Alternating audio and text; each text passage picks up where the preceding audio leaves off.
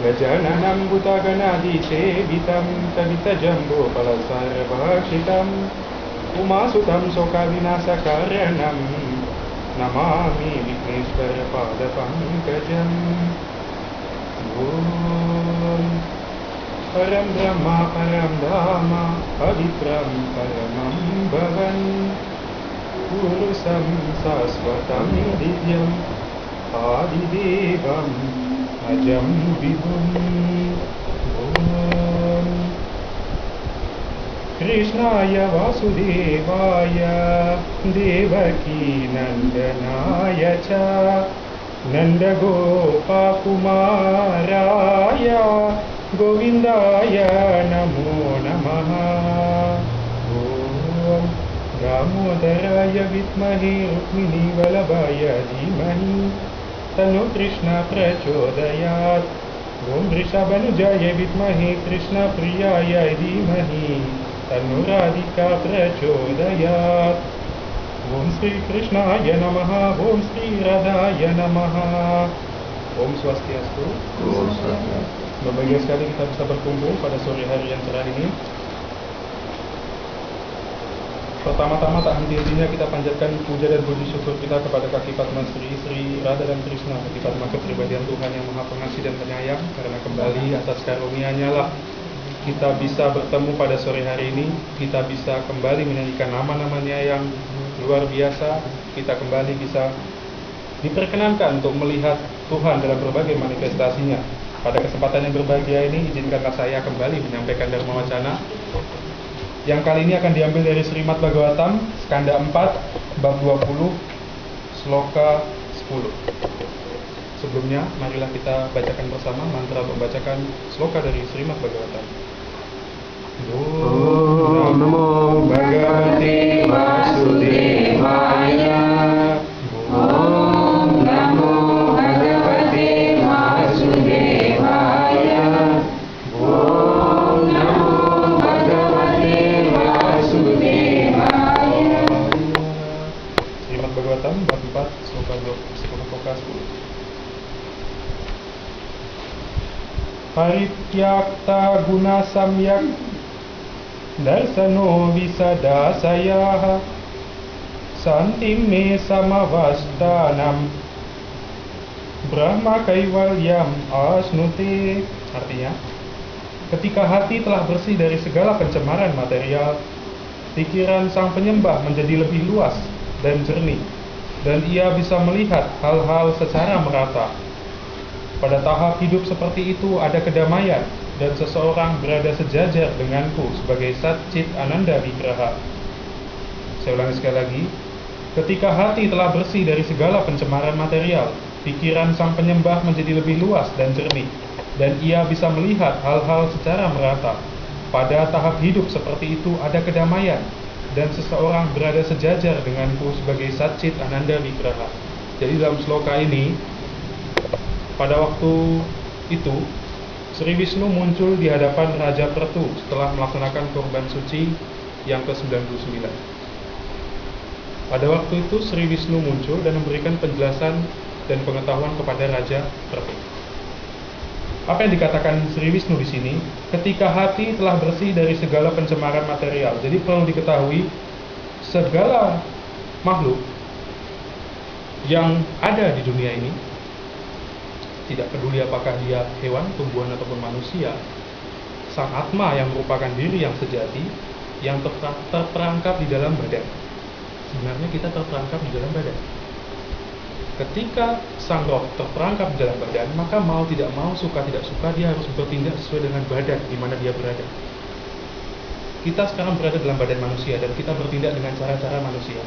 Tapi kalau nanti ketika kita mendapatkan badan yang lain, katakanlah tumbuhan ataupun hewan, kita harus dipaksa bertindak sesuai dengan badan tersebut. Jadi, ketika hati telah bersih dari segala pencemaran material, sang roh yang berada di dunia rohani, yang jatuh ke dunia material, mendapatkan badan, maka dia dikatakan tercemar oleh paham material. Maksudnya apa? Ketika kita menyamakan diri dengan badan, belakangan beberapa tahun yang lalu, mungkin kita masih berpikir, saya ini badan. Artinya apa? Yang namanya Wiswamitra yang mana? Ya ini yang Wiswamitra. Kita masih berpikir seperti itu. Sehingga Bangun pagi, kita selalu memuaskan yang namanya badan. Dari pagi sampai sore sampai malam. Seperti itu. Dan sampai sekarang pun masih kita lakukan. Sadar tidak sadar, suka tidak suka, sengaja tidak sengaja. Kita masih berputar di sekitar badan ini. Walaupun kita sudah tahu bahwa yang namanya liso mitra itu bukan badan ini, tapi yang di dalam. Kalau kita bilang, ini tanganku, ini kakiku, ini kepalaku, kan gitu. Coba kita cerna kata-katanya. Ini tanganku, berarti kan ini tangan punya siapa? Punya aku. Nah, akunya itu siapa? Akunya yang ada di dalam. Kan seperti itu. Misalnya ini bukuku. Ini buku punya aku. Akunya yang mana? Apakah aku badan ini yang bisa dilihat? Enggak. Ternyata kalau misalnya tangannya kita ambil, kakinya kita ambil, dia masih bisa hidup. Tapi sekalipun badannya utuh, tapi ada sesuatu yang hilang, maka dia menjadi mayat. Kita nggak tahu apa yang hilang itu. Orang-orang mengatakannya sebagai sang roh, sang atma telah pergi, badannya tinggal mayat. Seperti itu. Padahal masih utuh, semua masih bagus. Jadi dikatakan di sini, ketika hati telah bersih dari segala pencemaran material, apa tanda yang pertama? Pikiran sang penyembah menjadi lebih luas dan jernih, dan ia bisa melihat hal-hal secara merata. Di dalam Bhagavad Gita, hal ini diterangkan secara panjang lebar. Ketika saatnya tiba, waktu menentukan segala-galanya, bahkan bayi pun baru akan lahir jika waktunya telah sampai. Sekalipun orang bilang, ini belum 9 bulan udah lahir, ya memang waktunya sudah sampai, dia harus lahir, walaupun tidak 9 bulan. Ada yang 5 bulan, ada yang 6 bulan, 7 bulan. Orang bilang prematur, orang bilang, ini belum waktunya lahir, tapi nyatanya sudah lahir, ya itulah waktunya. Jadi kan kata-kata kita tidak bisa menjelaskan hal-hal yang seperti itu. Orang bisa melihat hal-hal secara merata. Artinya apa? Orang bisa melihat yang biasanya dia masih membeda-bedakan, tapi dia bisa melihat yang berbeda-beda itu ada yang sama di dalamnya, yaitu Tuhan. Apa semboyan negara kita? Bhinneka Tunggal Ika. Bhinneka Tunggal Ika diambil dari kitab namanya Sutta Soma. Itu kitab agama Hindu. Apa artinya? Berbeda-beda tetapi tetap satu jua. Sama seperti itu. Itulah pengetahuan tertinggi. Segala sesuatu di dunia ini kan berbeda-beda. Saya, Pak Guru, Bu Ani, Bu Tuti, semua kan beda-beda. Tapi ada satu yang sama di dalamnya. Itu masih yang makhluk hidup. Belum lagi kita melihat dengan tabela, dengan kamera, dengan komputer, dengan segala sesuatu, dengan hewan, dengan tumbuhan. Itu sama sekali berbeda, kan gitu Pak. Tapi ternyata ada persamaannya. Badan kita yang terdiri dari 5 unsur juga merupakan unsur yang sama yang digunakan untuk menyusun benda-benda yang lain. Kita terdiri dari tanah, air, api, udara, dan angkasa. Ini juga sama, itu juga sama, semua sama. Bedanya apa? Kita punya kesadaran, dia tidak punya. Apakah di dalamnya ada atma? Tidak.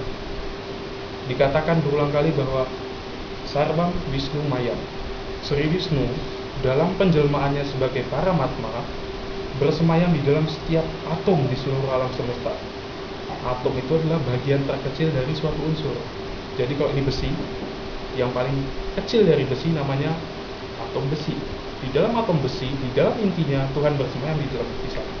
Nah, sekarang kalau kita tanya, di mana yang tidak ada atom di dunia ini? Semua ada atom. Artinya apa? Di mana-mana ada Tuhan. Nah, orang yang mengetahui tingkat di sana, dia bisa melihat segala sesuatu merata. Tidak ada yang dia benci, tidak ada yang dia sukai. Kenapa? Tuhan semuanya di situ. Yang dia lihat cuma Tuhannya saja. Dia nggak pandang lagi badan kasarnya. Dia nggak lihat. Sekalipun dia lihat, dia memaklumkan segala sesuatunya sebagai karunia dari Tuhan. Kenapa? Kalau Tuhan mau menciptakan saya cuma punya 1 kaki, jadilah 1 kaki. Kalau 2 kaki, 2 kaki, 3 kaki, 3 kaki. Dia mengetahui segala sesuatu itu terjadi karena izin dari Tuhan. Semua, segala sesuatu, sekecil apapun, berkedip, ya kan? Bulu, tegak, sakit perut, pilek, bersin, segala sesuatu yang kecil-kecil terjadi karena karunia dari Tuhan.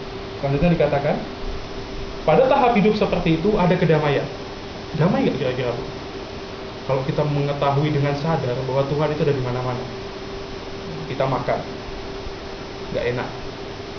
Tapi kita tahu, yang saya rasakan nggak enak ini adalah dari kebiasaannya sudah dilatih dari kecil sampai besar. Dibiasakan makan yang ini enak, yang ini nggak enak. Jadi begitu kita makan, kita tes, ini nggak enak, nggak sesuai sama lidah saya katanya. Orang lain makan biasa aja, giliran kita makan kok nggak enak. Itulah yang diajarkan. Tapi ketika dia sudah mengenal Tuhan, dia tidak peduli mau lidah bilang enak, mau lidah bilang nggak enak, karena dia tahu kalau Tuhan tidak berkarunia, bahkan makanan itu tidak bisa dimakan. Tuhanlah yang mengatur segala sesuatunya. Kita bilang, saya yang sekolah, saya yang memelihara badan ini sampai gendut, sampai 100 kilo beratnya. Kita bilang seperti itu karena emang nampaknya seperti itu kan, Bu. Kita bangun pagi, kita mandi, berangkat sekolah, makan, sarapan dulu, sembahyang, berangkat sekolah, pulang, makan siang, tidur, bangun sore, bikin puja, makan malam, belajar, tidur, kan gitu. Seolah kita memelihara badan. Tapi dikatakan di sini dengan jelas bahwa sebenarnya Tuhanlah yang memelihara segala sesuatu. Segala sesuatu. Kita termasuk di dalam segala sesuatu? Ya iya. Tapi bagaimana Tuhan bisa memelihara tanpa kita sadari? Itulah hebatnya Tuhan. Dia bisa memelihara kita tanpa kita sadari. Dia yang menciptakan kita, kita nggak sadar. Dia yang memelihara kita nggak sadar juga. Giliran kita udah mau dipanggil, juga nggak sadar juga. Manusia serba tidak sadar, terlena semua. Belakangan kita dapat pengetahuan, oh ternyata saya berasal dari Tuhan. Dan selama saya hidup sekian tahun, Tuhan tidak pernah meninggalkan saya. Dan belakangan ketika saya akan meninggal dunia, kemana saya akan pergi? Kembali kepada Tuhan. Apa enggak damai kalau kayak gitu? Karena kita sudah jelas, jalur cerita kita sudah jelas. Apa yang mau kita lakukan, dari mana kita datang, kemana kita akan pergi. Kan semua udah jelas, nggak ada lagi pertanyaan. Orang itu ketakutan, karena mereka banyak pertanyaan. Aduh gimana ini? Udah jam 2, udah banyak yang belum di sana. Nanti telat, jamnya jam 2, datangnya jam 3. Kita terlalu banyak yang kita takutkan. Udah jam 3, udah setengah 4, aduh, udah telat, gak usah datang lah, ini gitu segala macam. Kita lupa. Tuhan membuat kita lupa. Untuk apa? Supaya ketika kita ingat, kita benar-benar menyadari dengan sepenuh hati bahwa ini loh aku ada di sini. Mengapa kamu takut? Seperti itu. Kenapa Tuhan menciptakan malam? Supaya kita bisa menghargai yang namanya siang. Kenapa diciptakan siang? Supaya kita bisa menghargai yang namanya malam. Sama seperti itu. Tuhan menciptakan semuanya serba berlawanan. Untuk apa? Saling menghargai satu dengan yang lain. Bahkan Maha Mantra sendiri, satu kali Tuhan berikan kepada Brahma Maha Mantra itu, Hare Krishna, Krishna Krishna, Hare Rama, Rama Rama, Hare. Ya. Kemudian berapa ribu tahun kemudian, Tuhan yang sama memberikan Maha Mantra itu kepada Muralidhara. Apa yang diberikan? Hare Rama, Rama Rama, Hare. Hare Krishna, Krishna Krishna, Hare. Apa yang beda? Dibalik kan? Tuhan yang sama memberikan dua hal yang berbeda. Wah, ini penyembahnya berantem ini. Mana yang duluan ini? Mana yang betul? Semua memperdebatkan apa? Mana yang betul, mana yang salah. Itulah kita. Kita selalu mencari-cari mana yang betul, mana yang salah. Mana yang betul, mana yang salah. Coba kita tanya dalam diri kita sendiri. Sebenarnya siapa yang tahu mana yang betul dan mana yang salah? Kita tahu? Ibu kita tahu? Nenek kita tahu? Atau guru kita tahu? Atau Pak Polisi bahkan tahu? Atau Pak Hakim? Siapa yang tahu? Pak Hakim aja, dia memutuskan dari apa? Dari buku, dari melihat semua data, semua bukti, semua saksi. Apa kita mengumpulkan kayak gitu? Enggak, kita baru lihat sedikit aja udah kita vonis. Ini orang jahat, ini orang baik. Itulah kita. Itulah yang kita latih dari SD, dari TK. Kalau nampak orang kayak gini, itu orang jahat. Kalau nampak orang kayak gini, itu orang baik. Itulah yang diajarkan kepada kita. Tapi orang yang telah mengetahui bahwa Tuhan di dalam segala sesuatu, termasuk kalau misalnya nih, orang yang telah mengetahui ini, dia jalan pulang dari pajak. Ada preman dari sana datang, 2, ya kan? Kalau dulu dia sebelum mengenal Krishna dan percaya sepenuhnya kepada Tuhan, masih ngelihat 2 orang aja dari sana, dia udah ambil jalan lain. Kalau ada gang, masuk gang aja, lebih aman. Kan sendirian, gelap lagi malam, cari aman. Tapi ketika dia sudah mengenal Tuhan, apa yang dilakukan? Krishna, kalau memang 2 orang itu misalnya preman dan aku harus ditodong, dikompasi istilahnya, ya itulah karuniamu. Kalau misalnya enggak, ya itu adalah karuniamu. Sampai hari ini saja hamba masih selamat, masih hidup. Kalau bukan karuniamu, karunia siapa?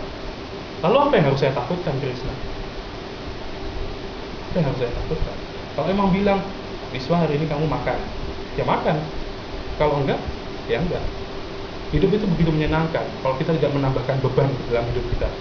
Kebanyakan orang tidak ikhlas melepaskan bebannya. Pokoknya saya harus makan, apapun yang terjadi, enak nggak enak, pokoknya harus makan. Pokoknya. Ya, hidup kalau pokoknya, ya akan kita rasakan. Kalau nggak senang, susah. Kalau nggak senang, susah. Kalau mereka, orang yang tidak mau hidupnya selalu susah, senang, ya dia harus meninggalkan keterikatan terhadap susah dan senang. Gimana caranya? Kalau kita menerima kebahagiaan, persembahkan kepada Tuhan. Kalau kita menerima kesulitan, persembahkan juga kepada Tuhan. Yang kita pegang cuma kaki Padma Tuhan saja. Itu toh. Yakinlah.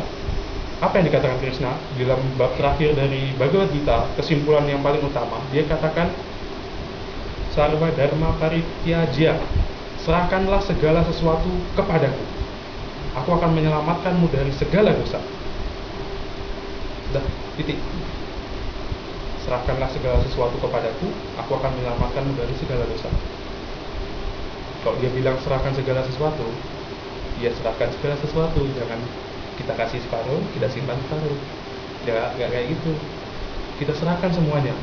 Tuhan, hamba serahkan diri hamba kepadamu, termasuk semua yang ada di sekitar hamba. Anak hamba, istri hamba, suami hamba, harta, rumah, sebagainya. Walaupun nggak kita serahkan secara langsung, kita angkat rumah, kita persembahkan, kan nggak gitu. Tapi kan secara mental bisa kita persembahkan. Ngerti maksudnya? Mudah. Semua itu dimulai dari yang mudah. Di dalam agama manapun, kita akan menemukan hal seperti ini. Tapi pada tingkat yang terakhir. Di awal-awal kita akan dibiasakan untuk apa? Untuk sembahyang, untuk memuja Tuhan, ya kan? Seiring dengan berjalannya waktu, Tuhan akan memberikan pengetahuan. Pengetahuan itu seperti apa? Seperti cahaya. Orang itu kalau gelap, dia pasti takut. Gak ada orang yang gelap gak takut. Gelap, sendirian, dingin, nah itu udah pasti takut lah itu. Tapi dengan cahaya, apa yang kita dapatkan? Pertama terang, yang kedua hangat, ya kan gitu. Kalau udah terang, kita nampak, kita nggak sendirian ternyata.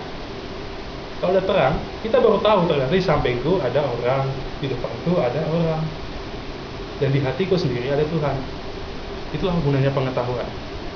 Itulah mengapa orang tua kita selalu bilang pengetahuan itu mahal, makanya harus sekolah. Itulah gunanya sekolah, mendapatkan pengetahuan. Kalau nggak sekolah, bagaimana bisa mengenal Tuhan? Sementara Tuhan dikenal melalui sastra, melalui sadhu orang suci, dan melalui guru. Beruntunglah kita memiliki guru.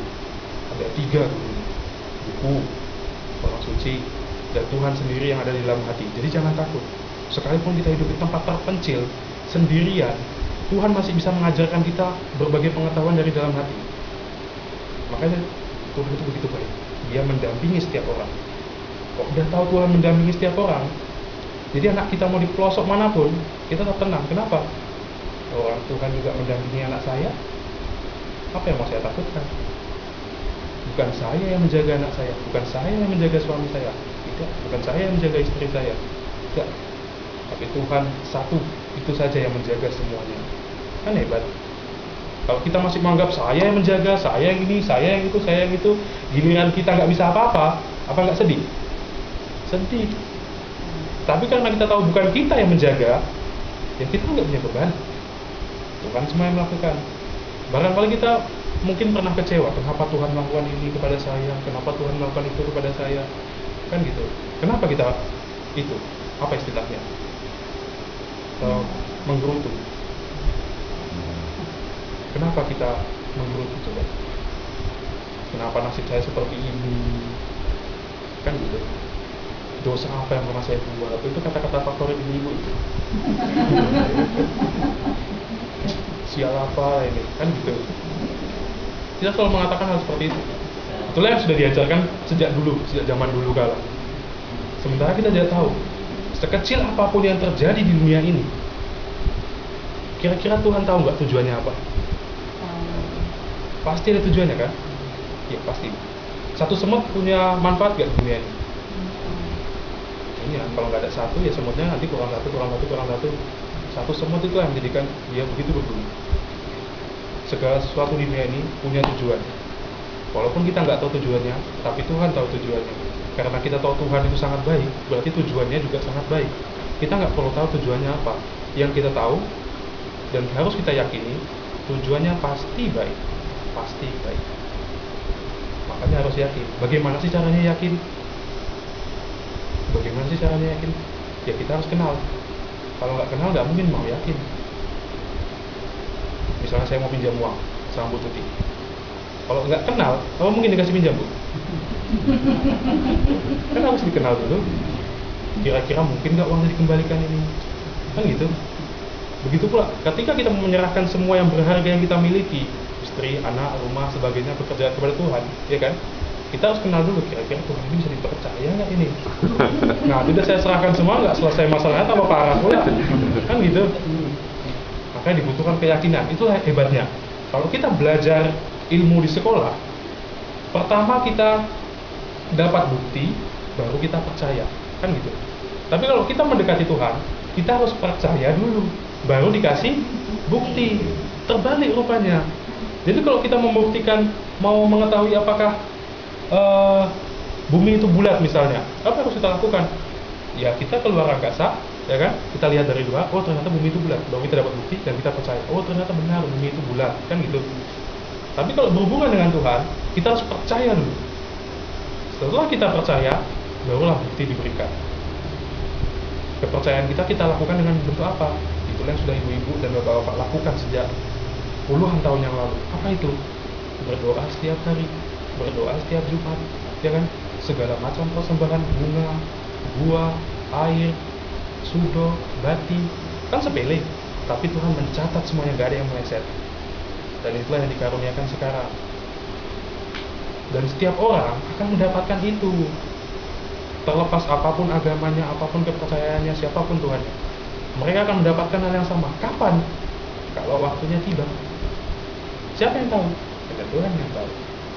Yakin nggak? Kadang-kadang kita merasa, aku bahagia, anak-anakku mau kuselamatkan. Gimana caranya? Mereka disuruh sembahyang susah kali. Susahnya minta ampun. Kalau ibu-ibu, coba bapak-bapak dan ibu-ibu jawab. Kira-kira saya dulu disuruh sembahyang susah atau gampang? Sama, susah. Tapi ketika waktunya tiba, semua akan berubah seperti membalikkan telapak tangan. Langsung berubah. Ketika waktunya tiba, semua butuh waktu, semua butuh proses. Kalau kita mau mengajak orang untuk bahagia, apa yang harus dilakukan? Bisa orang yang mukanya cemberut ngajak orang bahagia? Ayo, nyanyikan maha mantra. Ini akan buat kita bahagia. Kalau kamu mengajak orang bahagia, mukanya harus senyum, menunjukkan bahwa dia bahagia. Ditolak pun bahagia, diterima pun bahagia, selalu bahagia. Kalau kita mau ngajak anak-anak kita sembahyang, tapi kita nyuruhnya sambil marah-marah, anak-anak kita pun mikir, aku disuruh sembahyang, tapi aku nanti sembahyang untuk jadi seperti ibuku, kerjanya merepet aja, ngomel, apa gunanya? Kan kayak gitu. Jadi kita harus memberikan bukti-bukti yang nyata. Itulah karunia Tuhan. Kita selalu diingatkan setiap saat. Mungkin orang berpikir, setelah menjadi penyembah Tuhan, apakah kita masih bisa melakukan kesalahan? Apakah kita masih bisa melakukan kesalahan? Bisa. Untuk apa coba? Mengapa Tuhan masih mengizinkan penyembahnya melakukan kesalahan? Narator misalnya, atau saya sendiri misalnya, masih bisa melakukan kesalahan, masih bisa direpeti mama, direpeti bapak, masih bisa. Untuk tidak sombong. Posisi kita adalah pelayan Tuhan.